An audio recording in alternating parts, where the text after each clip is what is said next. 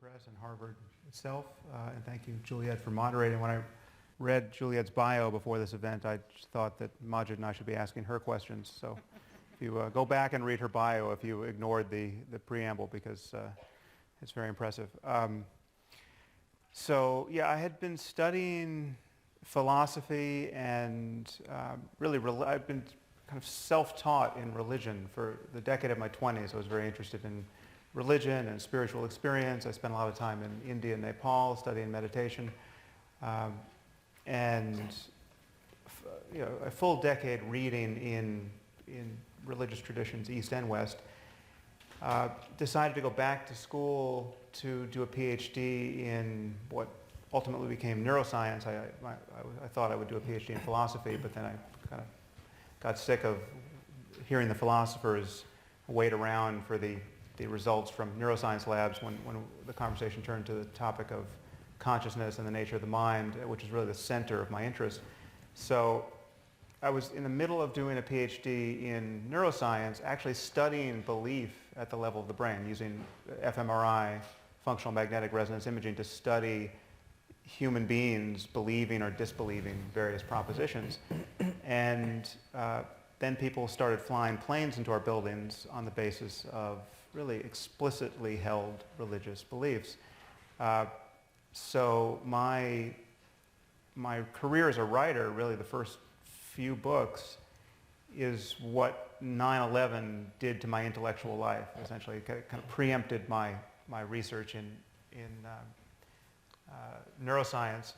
And I was AWOL for a couple of years. I wrote The End of Faith. I wrote Letter to a Christian Nation, which was my pushback against the Christian pushback to The End of Faith. But many people have noticed over the last, since I've been criticizing religion, that I've had a special focus on Islam. And one thing that has been somewhat unique about my atheism, though I never identified myself as an atheist when I wrote The End of Faith, was that I believe religion is a word like sports. It's just a suitcase term that names a very diverse range of behaviors and commitments. And just as you can't talk about Thai boxing and badminton in the same vein and say anything really useful, I don't think talking about religion in general or opposing religion in general makes a lot of sense. I think we have to talk about the specific consequences of specific beliefs, and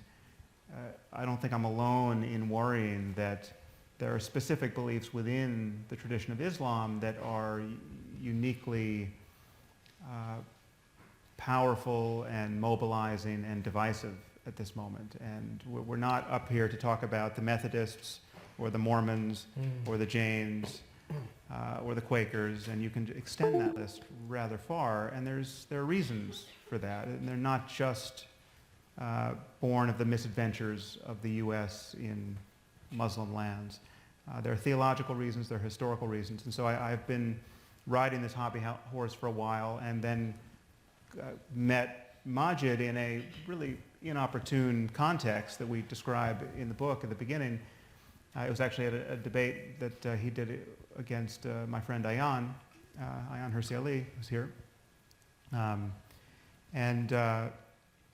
We had a meeting that was really brief and unpleasant and did not seem the basis for any further collaboration, but can I just say I met my wife through Ayaan's event as well, so that was a lot more pleasant than meeting Sam on that day. Yeah, I'm glad something worked out that night. Unfortunately, she isn't here, but... So, in any case, it really did not. I was surprised. I kind of engineered this conversation with Maajid that I thought was initially going to be just a blog post.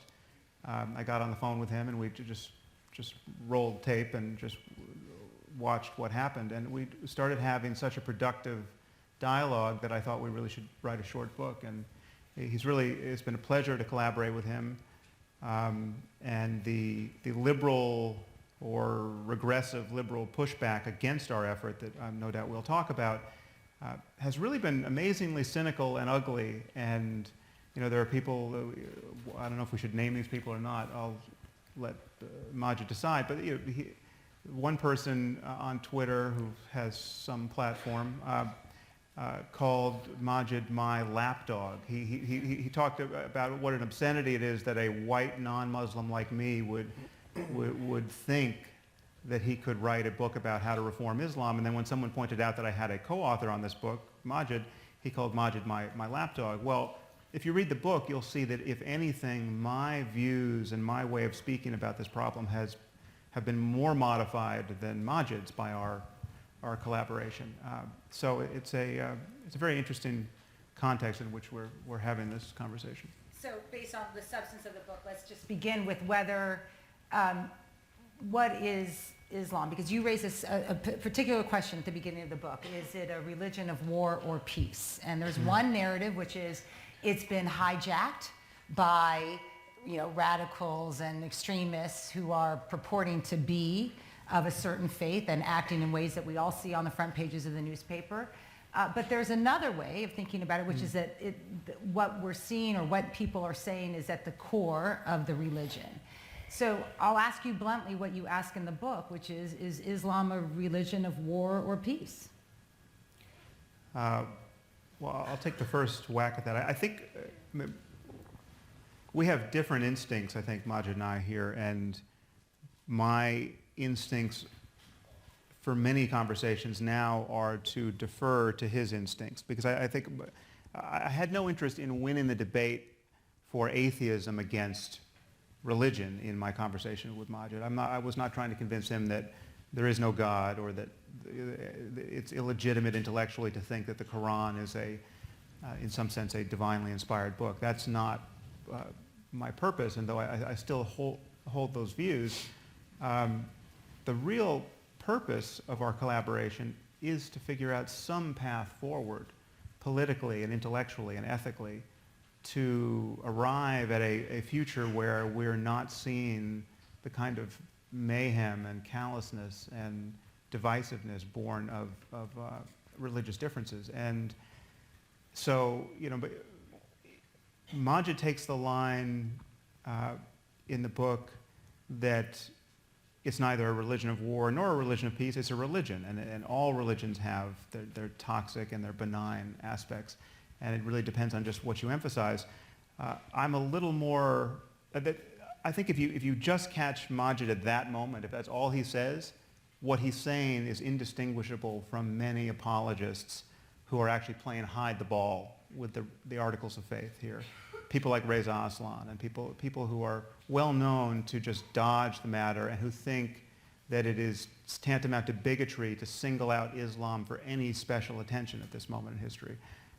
But Maajid doesn't stop there, and that's why I had such a productive conversation with him. He admits that there's a link between specific ideas and specific behaviors. And so I think Islam has some specific ideas that are really problematic, which we discuss in the book. Specifically, a belief in martyrdom and a belief in jihad as incumbent upon any Muslim, certainly any Muslim male, in defense of the faith. And a certainty of paradise. This is a little dark jewel of religious demagoguery that I think we have to figure out some way to destroy intellectually. This conversation is, I think, the basis of a way forward in that direction. So on the same question, but I want to touch on something Sam said earlier about this notion that any Muslim engaging in dialogue with a critic of Islam, with an atheist, with somebody like Sam or Ayan, is necessarily either a sellout, an Uncle Tom, a native informant, or any of the above. Yesterday, by a non-Muslim, left-wing, white, and particularly silver-spooned critic, I was called an Islamophobe. I want to address this head on before we proceed, if I may, because I think it's disgusting to delegitimize my voice in that way. And what I would like to say to them, and I hope they're listening, is the day that you have had to dodge neo-Nazi hammer attacks on the streets of Essex, as I have, the day that you've been arrested at gunpoint and profiled by police at the age of 15, as I have, the day that you've forcibly had your DNA taken from you and profiled at airports, as I have, and the day that you face the grip of a torturer in Egypt's dungeons because of your Islamist political views, as I have, is the day you get to talk to me about Islamophobia. The day you were born to Muslim parents, are a Muslim yourself and have a Muslim child, is the day you get to talk to me about anti-Muslim bigotry. Until that day, being a non-Muslim, and particularly being a white male, to speak to me and to police my conversation about my own religion and its future in this world, and to choose for me who I'm allowed to speak to, is a form of colonial patronage that I could do without. It's a reverse form of racism. It's a policing of the conversation. It's born of a racism of low expectations, because it assumes that the only good, it's the true good Muslim, bad Muslim game, by the way, because it assumes the only good Muslim is the angry Muslim, and there happens to be a bit of a brain malfunction in the heads of these people who assume that despite the fact I've been through all of that, I'm not sitting here in front of you ranting and raving and spitting and frothing at the mouth. Therefore, because I'm not angry, somehow I'm not the good Muslim. It's patronizing in the extreme. And in particular, as I said, the two people who have named, Sam's, I think, mentioned one of them, the two people who have called me a native informant or an Uncle Tom or an Islamophobe, both happen to be non-Muslim, white, middle-class American males who haven't seen any of what I've just described. And I think they need to just stop and check their privilege, first of all. And it's sad that the debate has got to this. To very quickly answer your question, therefore, I have a right to have a view on that question. And that question, whether Islam is a religion of peace or a religion of war, for some Muslims, it's a religion of war. For the vast majority of Muslims today, it's a religion of peace. Just like for the US, for Americans, for some Americans, the US Constitution supports the right to abortion, and for others it doesn't. The same document, the same text, is the subject of dispute and fierce dispute in this instance. And one of the things that we discuss in this dialogue is that actually if Islam is only what Muslims make it through the process of ijtihad or interpretation, if the vast majority of Muslims today are not jihadists, then only because that's what Muslims are interpreting it to be, today it happens to be by majority rule a religion of peace. But that's not to say that there is an incredibly vocal and disproportionately prominent minority within our own communities of Muslims who subscribe to the view not only that it's a religion of jihad and war, but are actually fighting and engaged in that war. And it's that vocal and organized, highly organized minority, as represented by ISIS, in some instances they're controlling countries, that we must challenge head on and accept the fact they exist and not obfuscate and bury our heads in the sand and pretend that this isn't really a problem. So just to pick up on this, because both of your answers, both the first part, which is helpful for people to hear, and the second part are related in the sense that this colonial patronage, or what you both so adequately call in the book the Voldemort Effect, that our inability to actually say the name, which is, it is not extremism, it is Islamic extremism, and you both criticize, or at least you criticize the Obama administration about its failure to sort of use the language or admit what it is. But confronting the ideology is challenging because the ideology isn't just, the ideology is big. There's different concentric circles, as you describe, of people who believe in certain parts of the ideology or certain parts of the religion. So how do you get people to actually talk about the ideology and begin to reform it or rethink it or become nonviolent if we're also afraid to even say, this isn't extremism, it's Islamic extremism? Yeah, I mean, I read all the Harry Potter books in prison, and it's where I got that analogy from for the Voldemort effect. And I've told J.K. Rowling this, and actually I'm not sure how pleased she is that we're applying it to Islamist extremism. But effectively what it means for those of you who, and I hope everyone's read the books, those of you who haven't read those books, there's a bad guy in the Harry Potter books called Voldemort, that people, the two things. First of all, they deny he exists, and they're also, while denying that he exists, because he's meant to be dead, but he actually isn't really dead, the second thing is they're too scared to name him. So instead what they say is, he who must not be named is dead. Now, I took that and said, look, that Voldemort effect, being too scared, too petrified to name the problem when actually it's staring at you in the face, is what's happened with Islamist extremism. And the problem is we have been unable to name the problem, led by President Obama himself all the way down. Whereas actually recently, Prime Minister Cameron, not least because we've been working through Quilliam very hard to advise him on this, but among many others, has named the Islamist ideology just last month in his speech and his intervention on this debate. I'm hoping the next president of the US does the same. What's the problem with not being able to name the problem? There are two problems here. External to Muslims and within Muslim communities. If we can't name Islamist extremism and we just say the ideology of extremism, the problem is that outside of Muslim communities, many non-Muslims will assume you're talking about Islam, the religion itself, and all Muslims. That's the first problem, because by not naming it, you're blurring those lines and you're increasing the obfuscation. And trust me, there are a whole bunch of nut jobs out there who would take delight, who would take pleasure in stigmatizing every single Muslim, which Sam doesn't do, nor does Ayan. They don't do that. I've personally spoken to both of them about this, and in many instances watched their speeches. But there are plenty of people out there that would like to do this. So that's danger number one. By not naming it and isolating it from the religion, you're blurring those lines and making it easier for people to blame every single Muslim.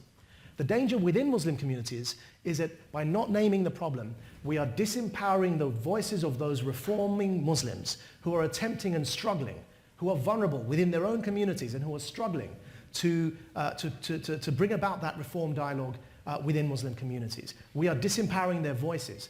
We are not allowing them to make the case within the religion of Islam to say the problem isn't Islam, fair enough, but there is something we have to address. And that something is this Islamist ideology that has hijacked our voice. But actually by depriving them of that language, what are they left to say? How are they meant to have that debate? And instead what happens is every gay Muslim, every feminist Muslim, every liberal Muslim, every dissenting voice is silenced, is shut down, is stigmatized, and those who shout the loudest are the ones dominating the discourse. And then we complain when mainstream society says, where are the moderates? We're not even giving them a lexicon to have this conversation. Sam, did you want to pick up on that? Yeah, well, I think we should be candid about how depressing the state of the conversation is around this conversation. Because, for instance, I think at one point you said to me that you either expected or in fact were receiving more criticism with regard to talking to me than talking to Islamists or even Absolutely, jihadists. yeah. So he could go and talk to a failed suicide bomber, right? And everyone's happy. And that's completely legitimate use of his time, and of course we need to have conversations. How else could we move forward? But talking to famous atheists over here, that's as controversial as it gets. And that is of a piece with this liberal or pseudo-liberal criticism that both of us are getting on this topic, where people can't seem to see that, for one, that we're talking about ideas and their consequences. And everything we say about Islam or Islamism or jihadism, or depending on what the focus is, conservative Islam, applies to white converts to the faith, and it applies to people in 100 different countries and a wide variety of ethnicities. If ever I say something disparaging about Islam compared to Hinduism or Buddhism, well then that has nothing to do with racism or the colors of people's skin. I mean, so racism and bigotry against people based on ethnicity or the country they're born, that has nothing to do with this conversation at all. And so this meme of Islamophobia that has been thrown up to prevent conversations of this kind is really quite destructive. And it's something that, I mean, the hypocrisy here should be just shattering to liberals in particular, because you have, as Maajid just said, we are abandoning the women and the freethinkers and the gays and the public intellectuals and the apostates these are the most vulnerable people on earth in Muslim societies, where you have atheist bloggers, or not even atheist bloggers, just secular bloggers. People like Raif Badawi. Getting hacked to death, and liberals are not only not giving them any tools by which to better their lives, they are castigating the people who are trying to shine a light on the disproportionate nature of the problem here. To be gay or even a woman in a country like Afghanistan or Saudi Arabia or Bangladesh. I mean, these are unlucky places to be in a minority of that kind. And so it's as we argue at some length in the book, liberalism has really failed us here.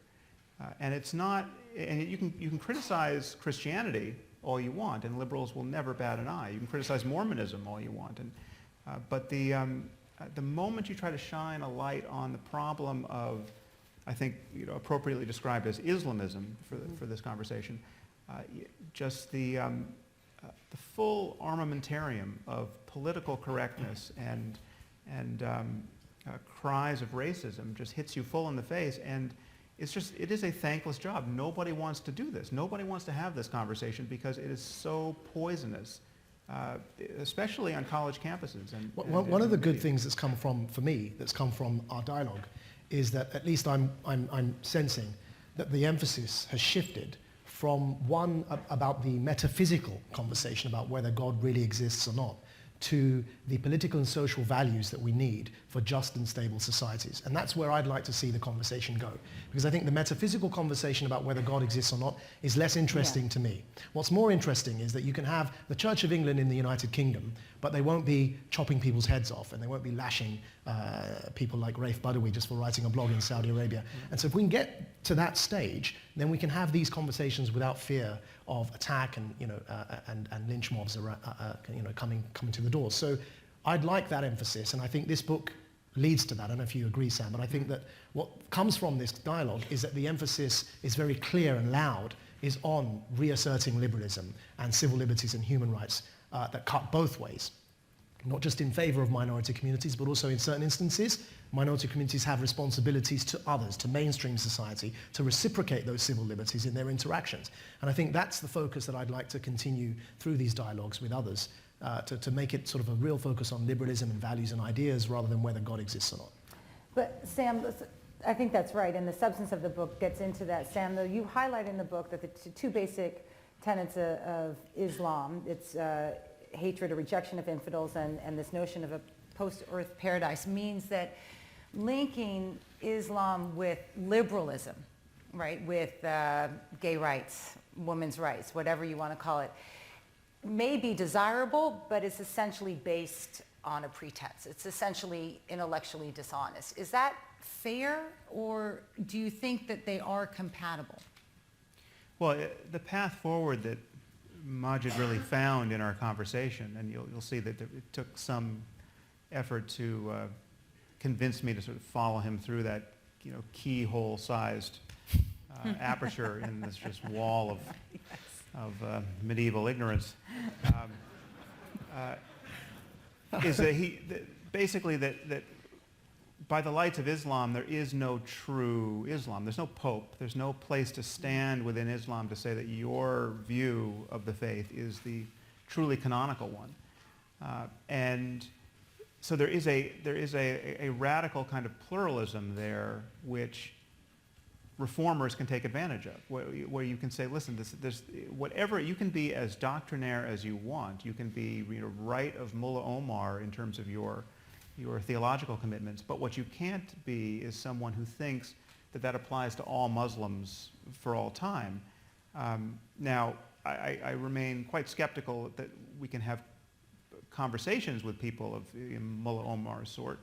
We're not going to have a dialogue with al-Baghdadi or the rest of ISIS, but as a general matter, from Maajid's side, that the way forward is to recognize that this pluralism demands a commitment to secularism. It demands, because there is no one version of Islam, you can't, you have to keep your version in this zero-sum contest with all these other versions out of public policy and out of politics. And then that commitment to secularism can hopefully open a space for genuine liberalism and a genuine commitment to all these other values that we want, which aren't best expressed in any religion, frankly. They're the result of a modern conversation about ethics and politics and human rights.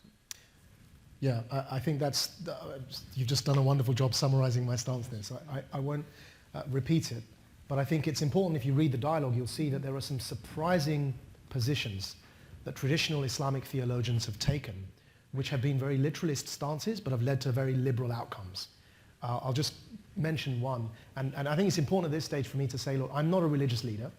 I'm not even devout. I want to make that very clear. Some of you will see me, and you'll see me doing things that aren't typically devout. You know, I won't elaborate. But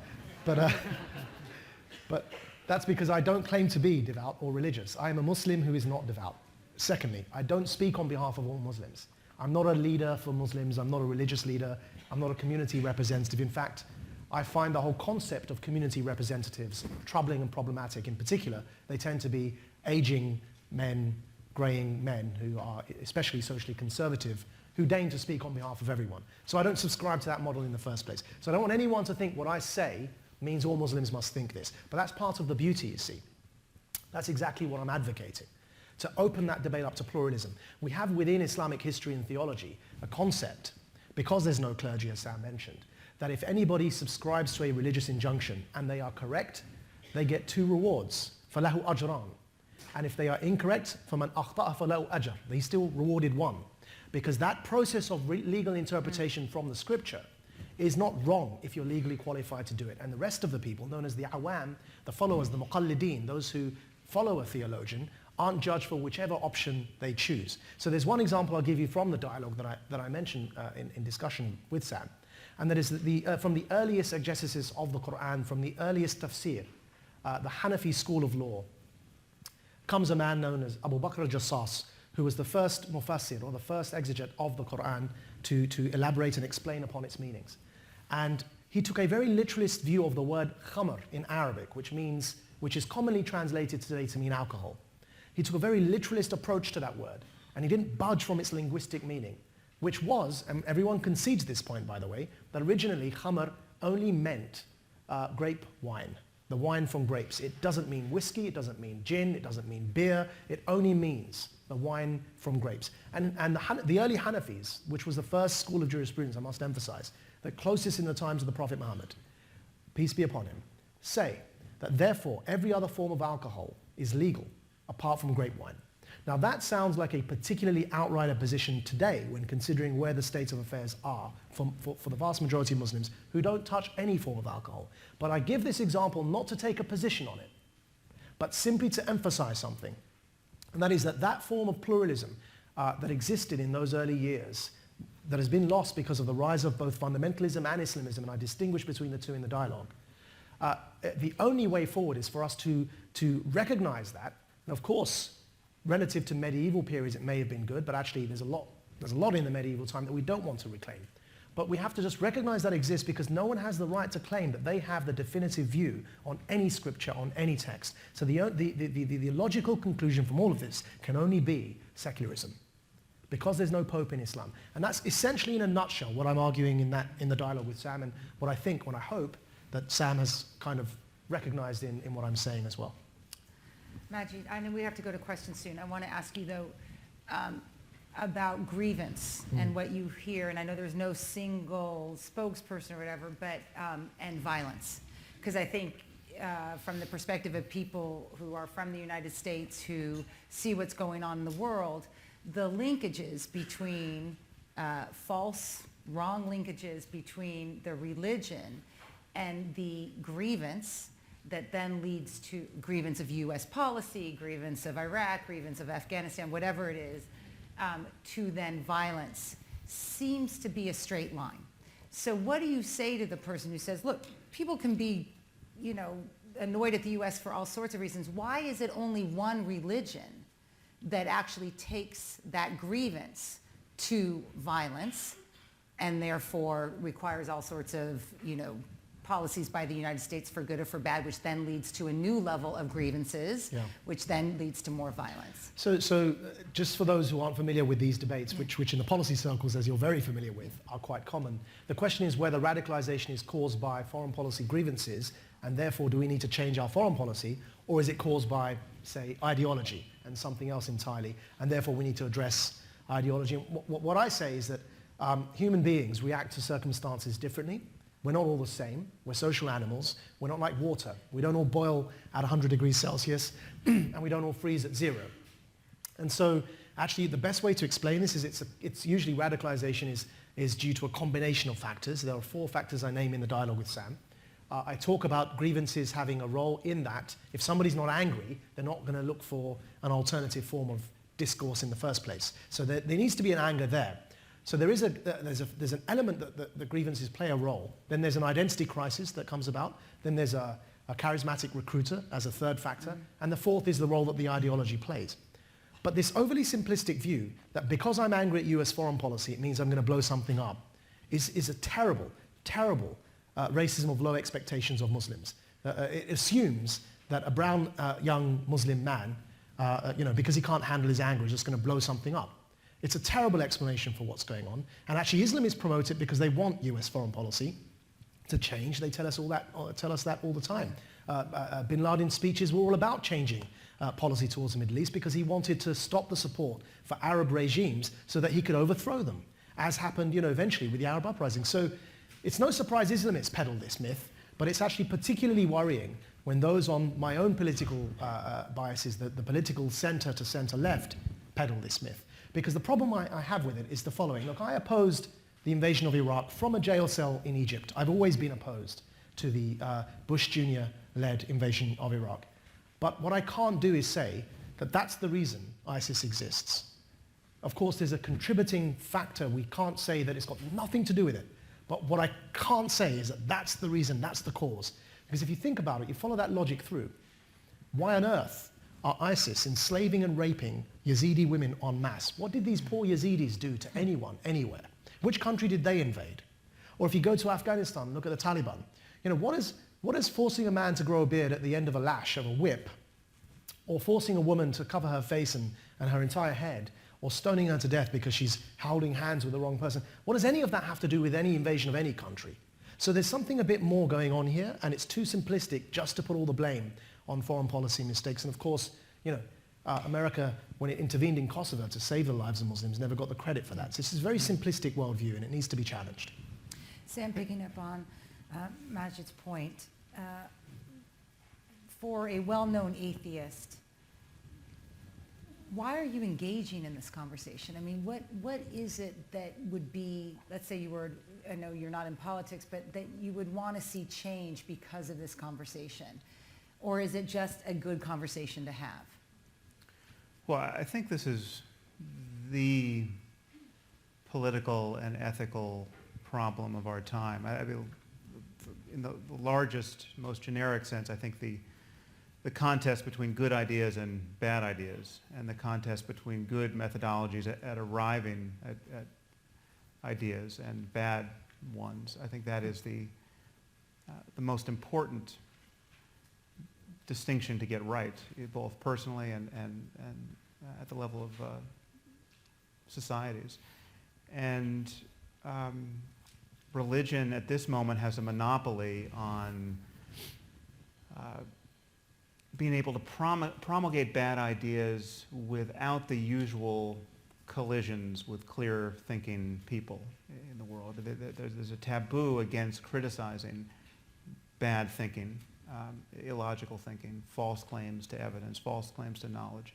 And I think this has just a destabilizing effect on human cooperation in general, because all we have is a choice between conversation and violence when things really matter. And when you're telling me that there's certain things you know to be true, but the way you know them is not based on any kind of publicly available mode of evidence or reasoning, and these things are not only non-negotiable, they're the most important principles in your life, this is intrinsically divisive. And this worries me across the board with all religion, but with certain religions, their commitments don't matter all that much. The fact that Jains won't kill animals and are rather dogmatic vegetarians, that's not a problem for anyone. And we're not going to see Jain terrorists insofar as they are, and this is why fundamentalism is a term of art and a red herring. The fundamentalism is not a problem if the fundamentals of your religion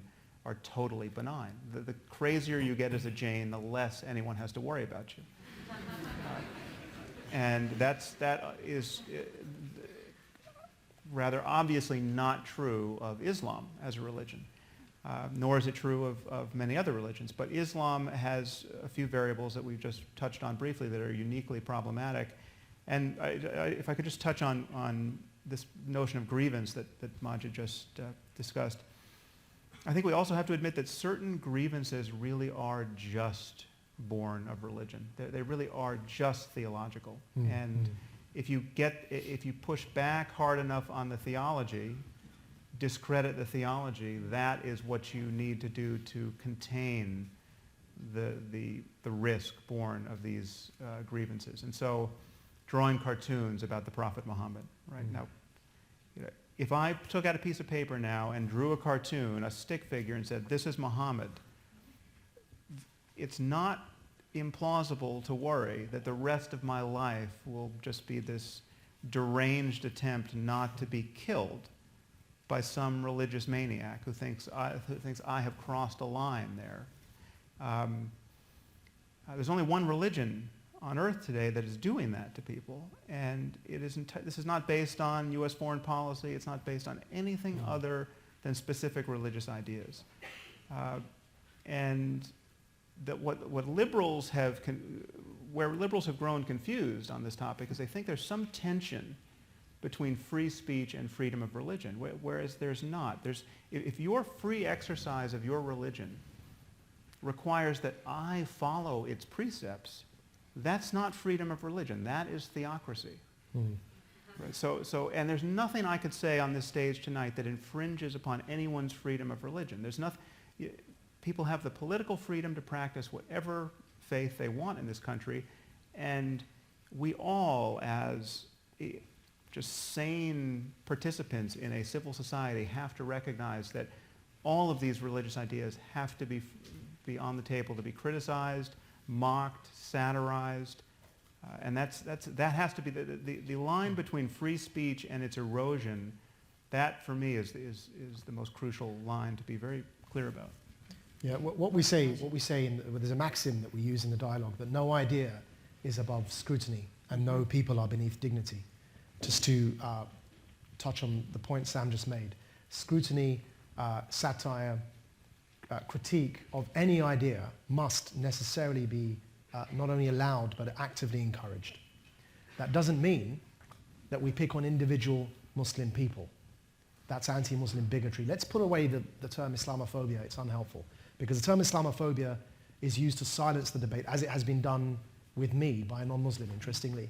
But actually it's used to shut the debate down, because actually what it does is it confuses the notion of critiquing any religion, in this case Islam as a religion, and picking on individual Muslim people. So for that I use the phrase anti-Muslim bigotry, which is real and it exists, especially in Europe, with the rise of far-right parties across the continent. It's real and it exists and it's a problem. But that's not the same thing as scrutinizing any religion, and in this instance the religion of Islam. So no idea is above scrutiny, and no people are beneath dignity. If you want to just imagine the line between those two, it's quite easy to imagine. There's a difference between Sam drawing a stick figure and holding up a stick figure and calling that the Prophet Muhammad. Incidentally, I retweeted a stick figure of Jesus and Mo, Jesus saying hello and Mo saying how you doing. And it was not offensive to me in any way. And I said, Allahu Akbar minhu, which means God is greater than to take offense at this stick figure, right? And I got lots of death threats for it. But the difference between that, which is focusing on the founder of one of the world's greatest religions, my religion, and between that and actually saying all Muslims are inherently disease-ridden, rabies and vermin in the continent of Europe, and we need to cleanse Europe of them. That's a very, very different statement. And sometimes we just, in our anger, irrational anger, we confound and confuse those two. I was on the way preparing for this dialogue today. I was in the gym, working out. And in walks Sam. Actually, it's the first time I'd seen him for a long time, and I'm in the gym, and he surprises me. He appears in front of me. So I look at him, and I think, oh my God, I feel like a bit like Apollo and Rocky here. So Apollo lost, so you can be Apollo. But what happens is I'm in the middle of training, and Sam pulls his headphones out and says, you can tell them that I'm listening to Nusrat Fateh Ali Khan.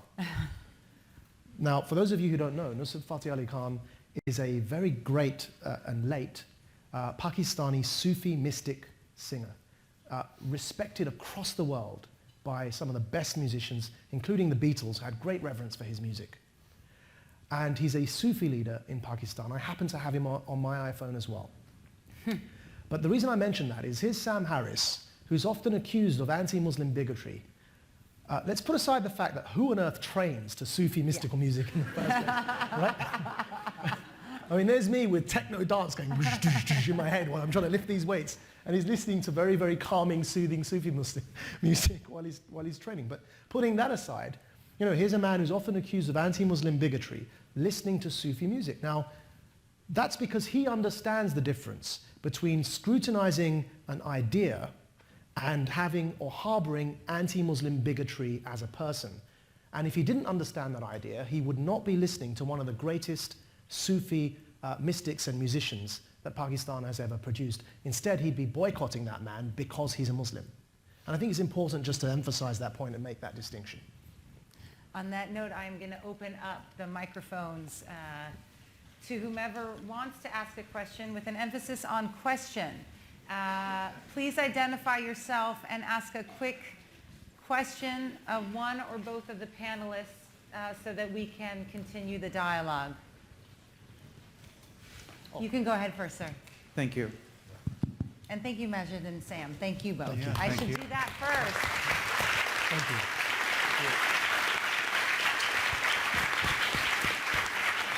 And to say that we literally got through about 10% of the depth and sensitivity and creativity of the book is an understatement. So stay tuned. Hi, thank you both. My name is Zuhair Mazuz. I'm an Arab journalist. I wanted to say very frankly that I liked Mr. Nawaz's analogy between the debate happening in the Middle East, North Africa, and the one happening in the United States. You used the Quran to describe the debate happening in the Middle East, North Africa about governance, and then in the United States you used the US Constitution. And that to me is very symbolic of how far off these two regions of the world are from each other. These are not two types, in my opinion, these are not two types of government, these are two levels. When we ask whether Islam is a religion of war, of peace, my answer usually is that it does not matter. If you ask that question about Christianity in the United States, it won't matter because you live in a society that protects thought, freedom of religion, freedom of choice, freedom of conscience. And the dream of us, our dream in the Arab world is to reach that level where we can actually not care whether any religion is a religion of peace or war, because we are in a place that is governed by rule of law, freedom of choice, free speech, all these universal human rights, which is why I have a big problem with the term Muslim world. Yeah. Can I have you ask a question now? Yeah, sorry. Thank you. That's okay. Yeah, So, good that was my question. Do you think we should keep using that term, or is it more convenient because it's simple for the rest of the world to understand us? Thank you. Okay, so may your kind multiply. I really, really hope that lots of young Arabs like you speak in the way that you just did, and it's incredibly encouraging to hear you say that. I agree with everything you said. If you notice in my responses to the questions, I don't say Muslim country, and I certainly don't say Muslim world. I say Muslim majority countries. To take Egypt as an example, 20% of Egypt's population are Coptic Christian. So it's not a Muslim country. It's a country for Egyptians. If we're discussing having a religious discussion, then that's why I'll say Muslim majority, because that 80% is a majority, but it's unfair on the minorities to call it a Muslim country. It should be a secular republic. Secular in the American, not the French sense of the word. So no, I don't use the word Muslim world either, because it unfairly homogenizes 1.6 billion people and assumes that they all think the same both in religion and in politics. And in fact, they probably disagree more with each other over religion and politics than Europe and America do. So it's an unfair homogenization, and I thank you for your intervention. Sir. Hi. My name is Jonathan Topaz. I'm at the law school. I just had a question. I was recalling earlier in the day a United Nations report that was describing the democracy deficit in the Arab world, and that report from maybe 5 years ago basically was running regressions and whatever they were saying, and said that the problem in the Arab world in terms of the democracy deficit, so to speak, has very little to do with Islam and has much to do with political, economic, social factors, institutions in the Arab world, and the fact that these countries are Muslim majority has very little to do with it. I'm curious why, when you're speaking about illiberalism, values towards women, things of that nature, why you believe that the isolating factor is in fact the Muslim religion, as opposed to some of those other factors that have driven illiberal societies there. Thank you. Sam. Was that for me or Maajid? Whomever. I happen to know because I've known that you have spoken about that a few times. We can give Apollo credit. Yeah. Well, I think again, it comes down to specific ideas and their specific consequences. So there are other variables in play on many of these questions, but when you ask, why, just let me take the most illiberal example we have currently. Why is the Islamic State doing the specific things they're doing? Why are they throwing gays off of rooftops? Why are they crucifying people? Why are they taking sex slaves? You can draw a straight line from those specific practices. I mean, it's exactly like asking, why do Catholics eat a cracker during the Mass, and say something about the miracle of transubstantiation. I mean, it is doctrine in practice, and I'm not discounting that poverty and lack of opportunity and being beleaguered by neighbors who are stealing your resources, or this deranges people in kind of a generic way, but there are specific versions of Islam, the political version we call Islamism for the purposes of this book, and I think that's a very useful term going forward, which are a kind of recipe for intolerance and in its various forms, whether it's intolerance towards women or gays or free speech or civil society as we know it. And it is separable from the other conditions on the ground. You can be very wealthy. I mean, so by your analysis, it is an absolute mystery why someone getting his medical degree in the UK, a third-generation British citizen, would go off to join ISIS and think it's the best use of his time to go saw the heads off of journalists and aid workers, right? And just to realize that the sawing the heads off of journalists and aid workers, that's not their My Lai massacre over there. That's not what some specific individuals did in extremis and then had to apologize for to their culture. That is their outreach to the rest of the community. That is their effort to put their best theological foot forward to the rest of the world. And some number of people find that incredibly attractive.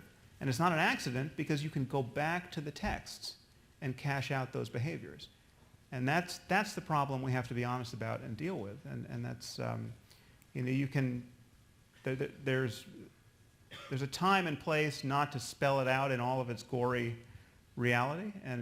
So I'm not a diplomat. I'm not a politician, and I never will be. And there's probably obvious reasons for that. But yeah, it's not purely a matter of politics and economics. Though it includes that as well. Yeah. Yes, yeah. Oh, no, it includes politics and economics absolutely, too. Yeah. Hi. Hi. My name is Samir Shaibi, and I'm a student here at HKS. So I have a question that kind of stems from a couple of comments you made tonight. Have you looked at, either through conversation or within the book, at the premise of self-critique or a reassessment of the religion from within the, I guess, the Muslim community. So that question basically stems from one comment you made has an answer to the very first question that has been asked, whether Islam is a religion of peace or war.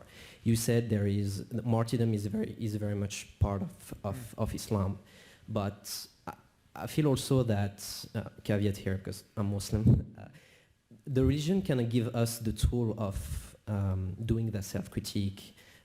In the Quran, there is mentions of martyrdom being a lesser form of jihad, because Islam is very much a religion of self-struggle first, and martyrdom and going to do jihad is kind of a last resort kind of choice. And the other thing is that the other comment that kind of stemmed that question is the thing you said around rights of women, gay rights, etc., etc. I think when it comes to women, I think we should make a difference between what the religion say and what the cultural aspects of certain society push people to do so. And I'm not sure whether you make that kind of difference within the book between what cultural aspects and religious aspects kind of to those societies. Yeah, a little bit. We don't really go into much detail on that particular point, but I certainly acknowledge those differences, and there's kind of a spectrum of effects. There's what's in the Quran, there's what's in the Hadith of the larger literature that recounts the sayings of the Prophet, and then there's the rest of culture that has been accreted around these texts. And yes, certain things are just excruciatingly clearly spelled out in Scripture, and certain other things are just inferred by association with what's there, and then certain things are just a matter of culture. And I think it matters, however, that Scripture, and this is not just the Quran, this is most Scripture, it matters that these texts are, ethically speaking, not the wisest books we have. And it matters that most human beings think they were dictated by the creator of the universe. You could improve the Quran and you could improve the Bible in 5 minutes to the benefit of everybody. And yet we can't rewrite these pages, so we're stuck with figuring out how to convince billions of people to interpret them in the most benign way. But if every page of the Quran had on the bottom of it a little footnote saying, oh, by the way, don't kill anyone for their beliefs, and homosexuals just fine, don't worry about it. And women are the equals of men, despite what I seem to have said in these other surahs, women are every bit the equals of men, we would live in a better world. Muslims would live in a better world. And it's hard, because the Quran doesn't say anything like that, and because the Quran gives you a very plausible rationale for viewing women as the property of men more than truly their equals, Muslims are left trying to do some very acrobatic theology on that point, and they have to do that acrobatic theology, and Maajid is convinced that they have the tools to do that, and I think you're convinced that they have the tools to do that, but it would be a hell of a lot easier if somebody with 21st century values could just write a really good page in the Quran and slip it in there. So on this point, thank you for your intervention. And if I'd like to say something on this as well. So personally, for historical, we also address whether the Quran should be censored or changed in the dialogue. And we both end up agreeing that for both historical and pragmatic reasons, actually it's an absurd idea.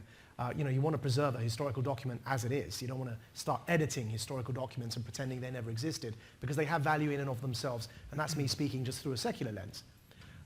But at the same time, Muslims, and I'm really glad with what you said and the way that you view your faith, but unfortunately there are many, many others who don't, and they're causing some problems in the world today. So I think we have to confront that head on. And though we know that lots and lots of people think like you and me, we also have to be honest and acknowledge that others, when they see passages in the Quran such as as-sariqu wa-sariqatu faqta'u aydihima, the male and female thief cut off their hands, or azani wa zaniyatu fajliduhuma mi'ata jalda, the fornicators, lash them 100 lashes, or so on and so forth, that are passages directly from the Quran, that there are people out there that take these, not just individuals, there are regimes that take these passages vacuously and enforce them upon the rest of society. Saudi Arabia is one such example. It still beheads people. It still cuts off hands, albeit surgically, for theft. And it still lashes people for blogs, as I mentioned, Raif Badawi, who's being lashed as we speak. So there are entire regimes, and there are groups such as ISIS, who follow that vacuous interpretation of what they literally find within the passages. And I think it's incredibly helpful if Muslims like you and me own that, are honest about it, say, yes, there's a challenge we have here, and let's open up that debate. One of the things I mentioned in this dialogue with Sam is that how historically people have got around some of these issues. The last ever legitimate caliphate for Muslims, you will know, was the Uthmani Khilafah, the Ottoman Caliphate. The Ottomans took these passages known as the Hudud laws, the penal codes, and the Sheikh of Islam of the Ottoman Caliphate, the leader of the Ottoman Caliphate's theological reasoning, came along and said, through religious reasoning, he said, we're not going to use this anymore, and he adopted the French penal code instead. And that was done in a caliphate by the Sheikh of Islam. Right? So there have been attempts to reconcile this, but today, sadly, due to the rise, the very modern rise of Islamism and fundamentalism, which have been rising side by side, perhaps I should just distinguish. Islamism, for me, is the desire to enforce any version of Islam over society. Fundamentalism, or incredibly conservative religious practice in a Muslim context, is those who are incredibly rigid and socially conservative and regressive in their practices, even if they don't want to enforce those on others. Both phenomena have been rising. You know, the Saudi form of Salafism has been rising, and Islamism has been rising, and they're competing with each other for Muslim attentions. We've got to be honest and challenge that head on, and I really do wish, more Muslims were as vocal about this challenge as they are, unfortunately, vocal about irrelevant things such as people in Europe depicting cartoons, which frankly shouldn't hurt God. It doesn't hurt God. It doesn't hurt you or me or the Prophet.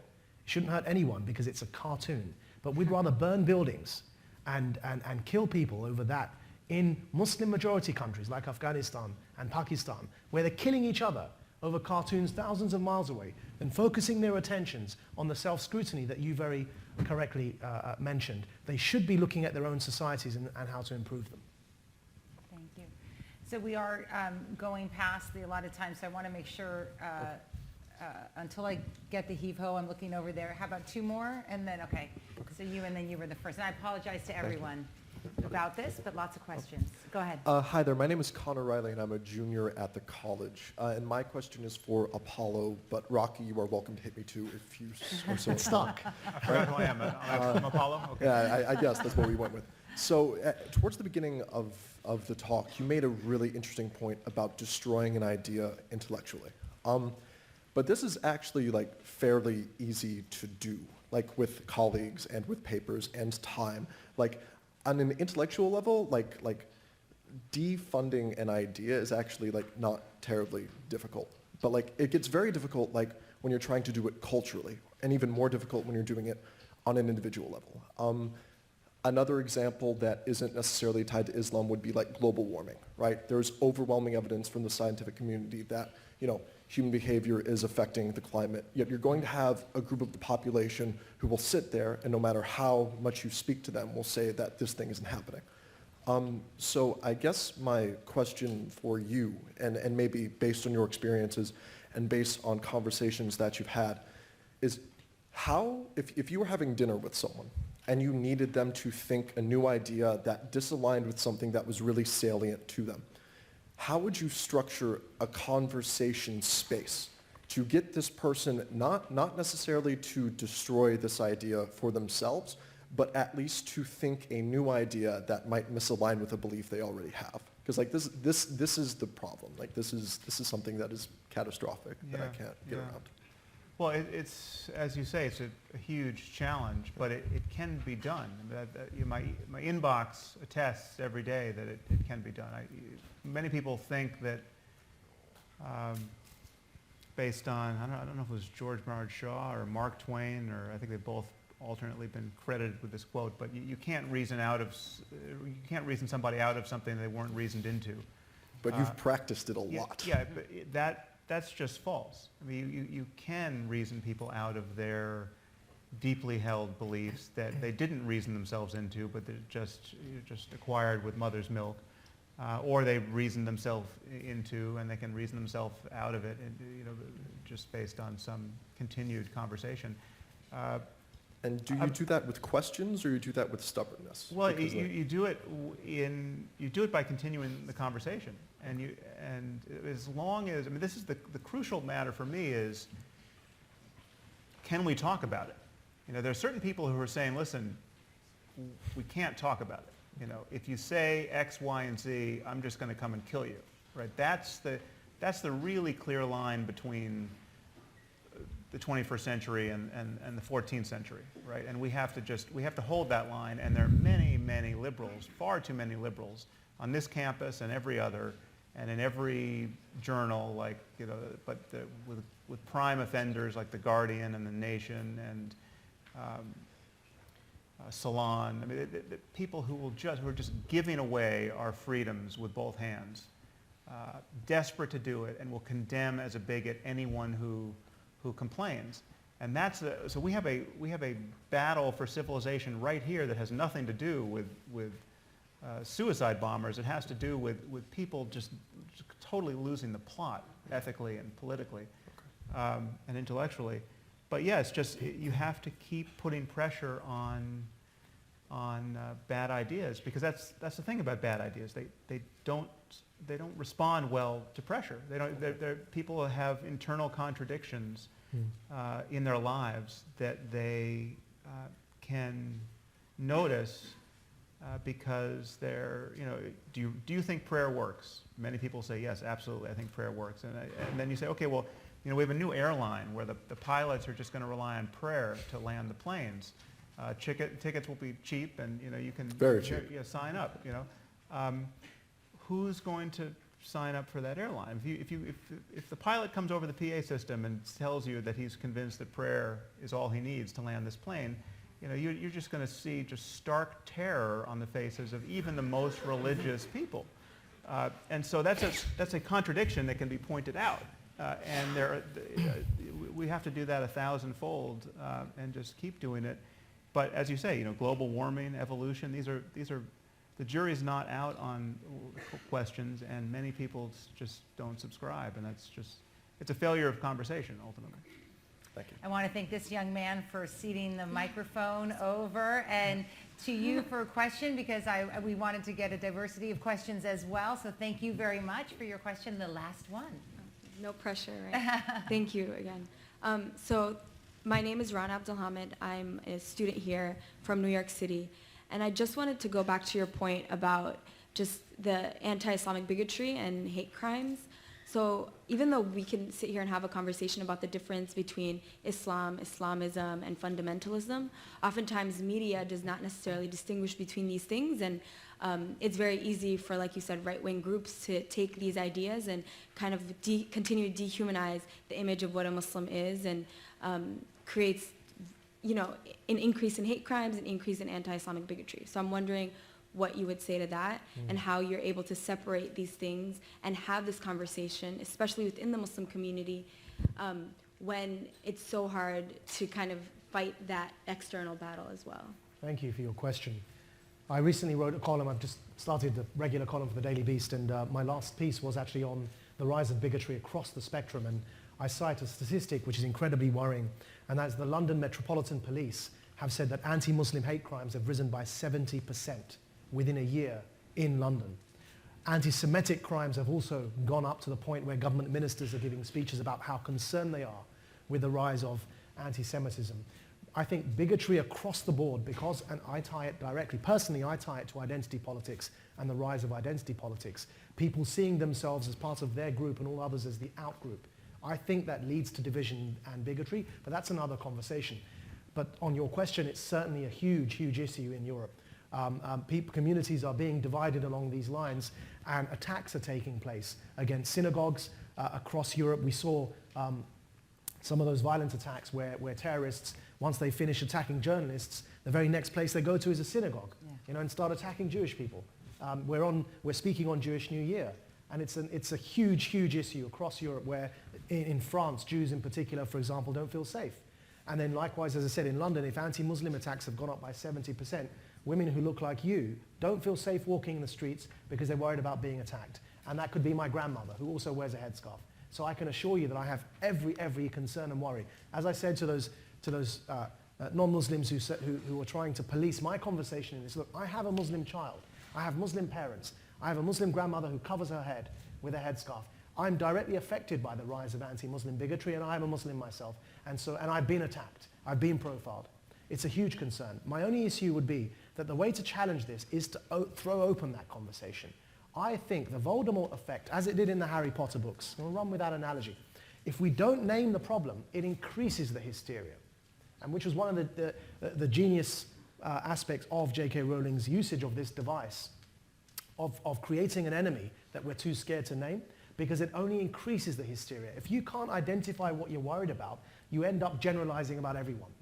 And so why I push the term, you can go online, there's a very polite and civil debate I had with Fareed Zakaria on CNN, on Anderson Cooper's show, about whether we should use the word Islamism or not. I like to think I did quite a good job. I mean, maybe Fareed Zakaria will disagree.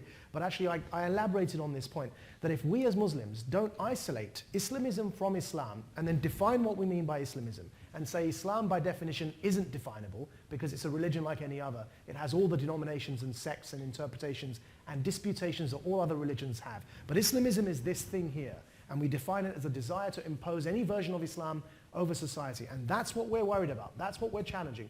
If that's a Muslim-led conversation, you will find eventually that that understanding spreads, as it's done in this instance.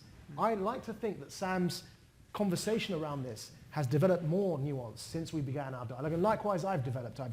Since discussing with Ayan and Sam on these issues, I've changed my views on many things. That's the beauty of conversation. And the only other alternative to this learning process that we all have to go through, and by the way, we'll make mistakes in the process as well. We will stumble and fumble our way through this. Sometimes I'll say something stupid, sometimes you will, many times he can.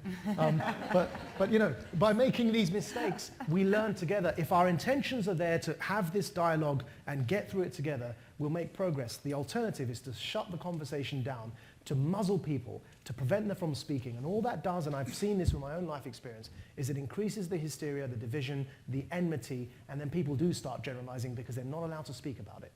So that's my take on that, but thank you. That's a great end. Maajid Nawaz and Sam Harris, I want to thank you both. Thank you. And thank the audience for your listening. The book, once again, is Islam and the Future of Tolerance, a Dialogue, Harvard University Press, in about 2 weeks, as I look over at the editor and a nod. And thank you both very much Thank you, Juliette. for being here. It was excellent. Thank you. Thank you.